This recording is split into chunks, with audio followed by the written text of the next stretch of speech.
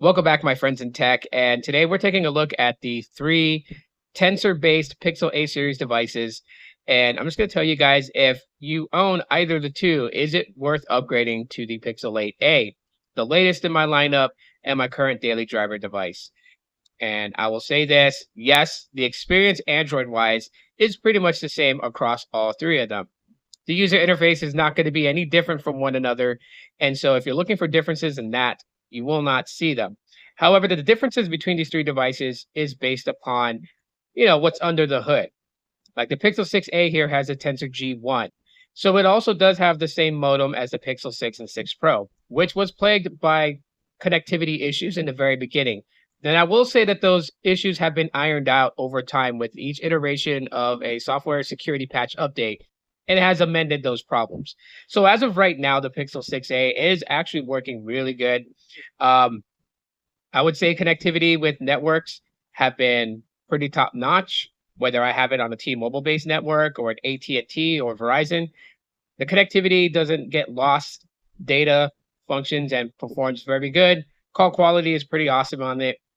And you get the Android features, right? You get, Gemini on AI on cloud, all that good stuff. So with the Pixel 7a, the 7a is a Tensor G2 based chip, so pretty much alongside the 7 and 7 Pro. And it began the controversy of the price differences, right? The 7a basically being $100 less than the Pixel 7. So a lot of people were just like, why would you go for this? But you could get the Pixel 7, especially when it gets discounted. And really, the things that I point out about the 7a is size. The size of it is smaller than the Pixel 7. Polycarbonate, so if you're someone that gets nervous using a glass-made device, well, then you won't be nervous handling this. But other than that, the user interface, pretty much the same. And you do get the handy little features like Circle to Search, Gemini AI Cloud, all that good stuff. It's present in the 7a. The only difference between the 6a and the 7a is that the camera sensors have changed, as this went with a 64 megapixel Sony sensor versus what was on the Pixel 6a, which was the widely used for generations, the IMX 363, I believe. And so on the 7a, it's the IMX 718. So much larger sensor. You get some pretty good photos with it, as well as 60 frames per second recording on both selfie and main camera. You don't get that with the 6a. The 6a only does 30 frames per second with a selfie cam, but on the 7a, you can do it from both and in 1080p and 4K. You also got gestures like tap the back to launch, the camera, which sometimes works. At least in my case, sometimes it works. It works on the 6a as well. So you get those little nifty features.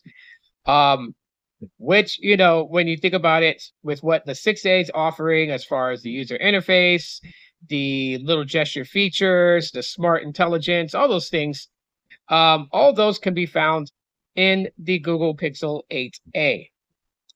Now, should you upgrade from either two of those devices to the 8a?